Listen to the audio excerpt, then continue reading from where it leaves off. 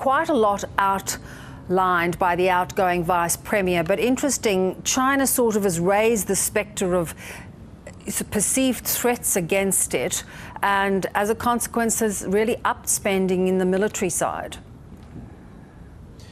Yeah, Bev, the main thing with the military budget is that for the second year running, the increase is about 7.2% compared to the budget last year, which itself was a similar increase compared to the budget the year before that. We have seen larger spending increases in these annual budgets going back quite a few years, but we also saw larger GDP growth targets for the Chinese economy overall.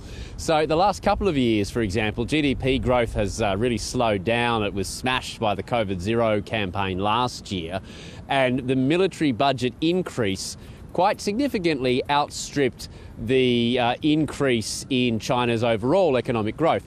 Now, at these annual congresses, what they're doing is projecting ahead for the year ahead. So they're saying that they expect China's economy will expand about 5% compared to last year overall, which is very achievable given that overall it was growing quite slowly. But they're saying that the military budget will expand by about 7.2%.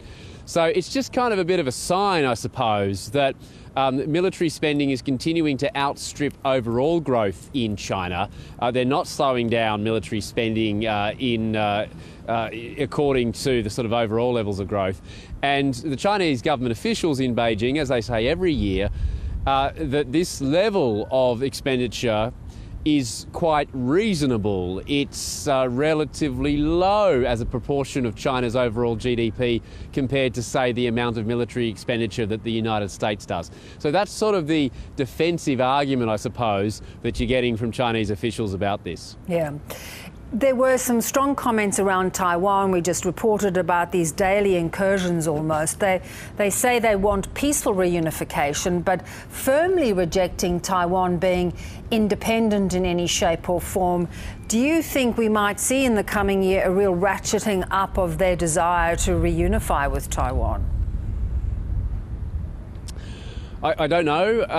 I think that we're at the start of another 5-year term of Xi Jinping as Communist Party chief, and he would like to make progress, presumably, in this third 5-year term on the issue, because his last year of the previous term was the one where Nancy Pelosi, the then US House Speaker, arrived here in Taiwan.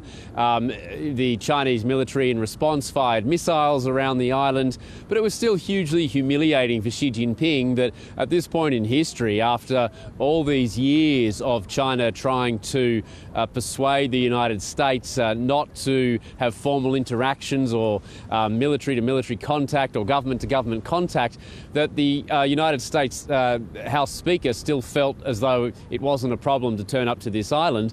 And we have a new US House Speaker, Kevin McCarthy, who apparently, according to reports, is still considering coming here at some point in the coming months. So I can't imagine that Xi Jinping would be content to spend the next 4 or 5 years with things just ticking along as they are. What we have seen, Bev, since Nancy Pelosi's visit, is that it's now a regular occurrence for Chinese warplanes to fly across the median line of the strait, to fly increasingly closer to Taiwan. This is what the Taiwan Defence Minister was talking about. At any point, they might ratchet up the pressure a little bit more by suddenly flying even closer. Yeah. As you pointed out, this is President Xi's third 5-year term. A new Vice Premier will be ushered in as part of this Congress. What do we know about Li Qiang, and does this really cement Xi as the power centre now of the party? Yeah, so Li Qiang is a guy who has worked with Xi Jinping very closely over the years at a provincial level.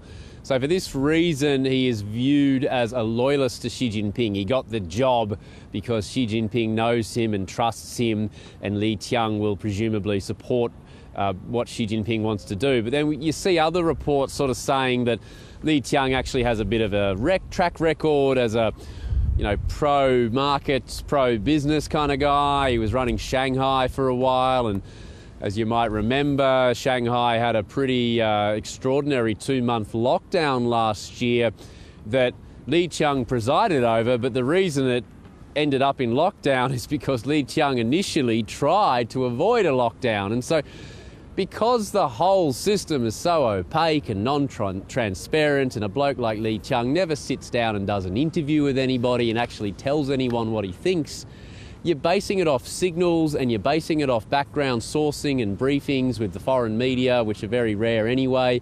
So we just don't know, Bev. But the guy and the rest of the cabinet that was how do I put it, not chosen, but was confirmed at the top of the Communist Party leadership of the Congress late last year, they're all seen as Xi Jinping loyalists.